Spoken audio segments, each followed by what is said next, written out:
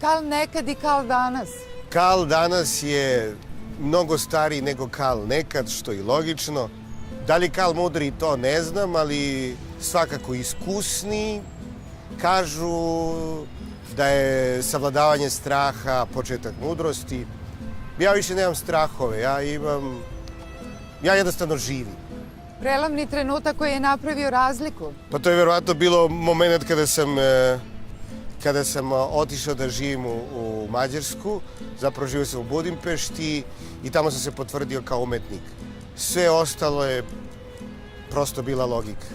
Šta je označilo tvoju karijeru?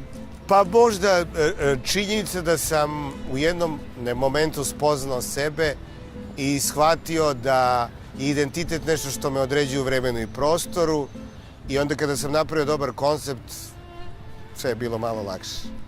Srpska javna scena, mesto pozitivnih ili negativnih iskustava? Srpska javna scena je kao i srpska država, ona je u procesu tranzicije, a tranzicija ne podrazumeva samo tranziciju političkog sistema ili tranziciju privrede ili industrije, ona podrazumeva i tranziciju mozga. Da li se sa stilom rađamo ili ga je moguće izgraditi? Stil se gradi, ali jako bitna je matična porodica koja ti daje neku osnovnu formu, a sve ostalo je nadogradnje. Po čemu prepoznaš ženu sa stilom? Po tome što je neodoljiva. Po čemu prepoznaš muškarca sa stilom? Po tome što je neodoljiv.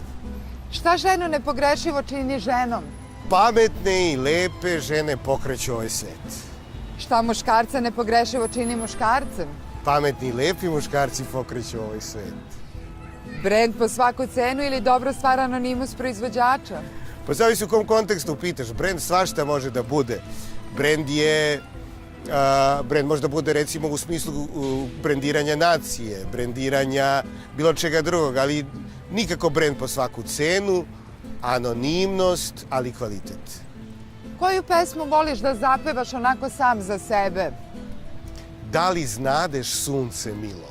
Najveći skandal majstor srpske estradne scene? Bregović. Najvažnija stvar koju si naučio od dece? To da ne postojim samo ja na ovom svetu. Osoba koja opstaje u vremenu i izaziva tvoje poštovanje? Svi veliki pesnici i umetnici. Zaista ne bi nekog posebno izdvojio, ali evo recimo Rambo Amadeus je čovjek koji je konstanta na muzičkoj sceni u ovoj zemlji. Najveći muzičar među filozofima, najveći filozof među muzičarima i šteta što ne živi na nekim drugim prostorima, znači imao bi slavu kao recimo Tom Waits ili Nick Cave. Šta nikada ne bi voleo da tvoja partnerka uradi? Nemoj dušo da me diraš uveče.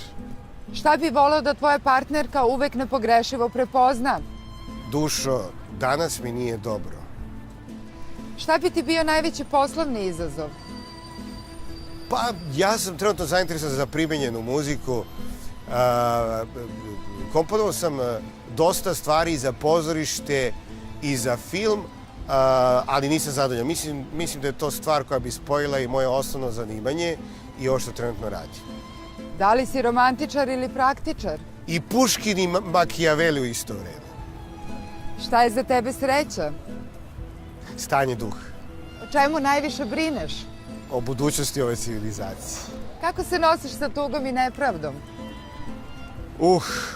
Jako teško. Tuga je jedna od osnovnih ljudskih emocija i sklon sam da budem tužan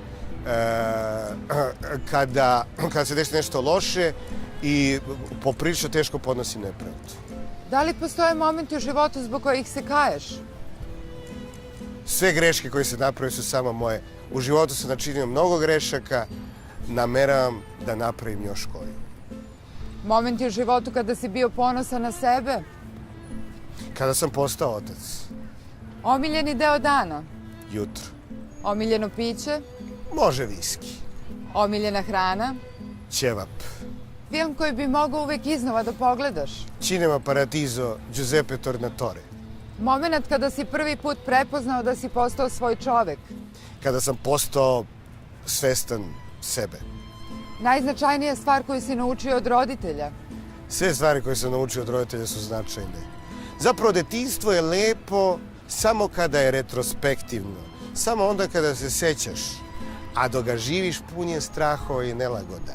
Ali to je tako. Kako opstati i trajati u Srbiji? Tiho i neprimetno. Kako opstati i trajati u odnosima prijateljskim, emotivnim? Samo pošteno i iskreno. Kako izgleda živeti pod budnim okom medija? A više ih ne primećujem. Da možeš sve iznova, da li bi odabrao isti put? Sve bih isto učinio.